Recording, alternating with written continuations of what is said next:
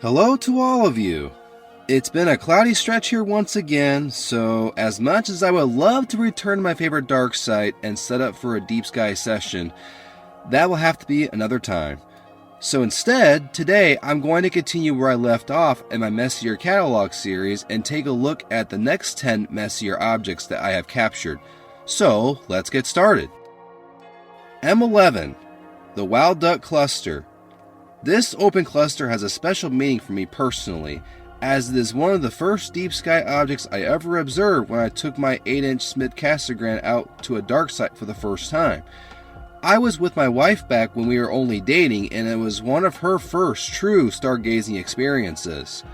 I am definitely inclined to capture more data of this cluster with my imaging refractor either this summer or next, all depending of course on my availability and the weather. M12. Another late summer globular cluster that is quite similar to its slightly larger cousin M10. Like many of the globs I've already covered in the previous video, I have captured a few minutes of total exposure of this object, crossed it off my bucket list, and don't currently have plans of returning to it anytime soon. M13. Oh yes, the Hercules cluster, or sometimes referred to as the Great Globular Cluster of Hercules because it's located, well, in the constellation Hercules. This is by far my all-time favorite globular cluster to look at visually in a telescope as well as to photograph. If I am hosting a star party in the summer or early fall, especially if it is on a moonless night, it is usually the first object I show people. It also happens to be my wife's favorite deep sky object, so definitely all the more reason to give this one all the attention it rightfully deserves. I've been able to capture a lot of good data on it even from my Bertle 6 patio, and I would imagine that plenty of other urban-dwelling astrophotographers around the world likewise have no trouble gathering its photons. But I want to take this one a step further and gather additional data from a dark site. Hopefully, I'm able to do that this summer as well, but time will tell. M14. Here we have yet another unnamed globular cluster. Shining at a mere 9th magnitude, it's not one of the more well-known deep sky objects, but it is up for much of the summer and fall if you happen to be an M14 fan. I don't happen to be particularly interested in it, so this object will likely not be revisited for the foreseeable future. M15, a slightly smaller cousin of M13, and is visible during much of the same time of year as its larger counterpart. There's not a whole lot for me to say about this globular cluster other than that it's basically just another one to check off my Messier Catalog bucket list. M16, the Eagle Nebula. This is a classic summertime object located in the heart of the Milky Way core. It is relatively easy to image, as you could see here. Armed with just my unmodded DSLR under moderately light polluted skies, I was able to acquire what I felt was quite a bit of useful data. The pillars of creation are clearly visible, a feature that almost every astronomy fan will be familiar with thanks in large part to the iconic image of the pillars captured by Hubble. I definitely intend to return to this object at some point, especially now with my imaging refractor, since it is a fairly large target that I feel would do better with shorter focal lengths. M17, the Swan Nebula, or also known as the Omega Nebula. Location-wise, it is very close to M16, and it's quite common for astrophotographers to capture both objects in a single image using a short focal length lens or telescope.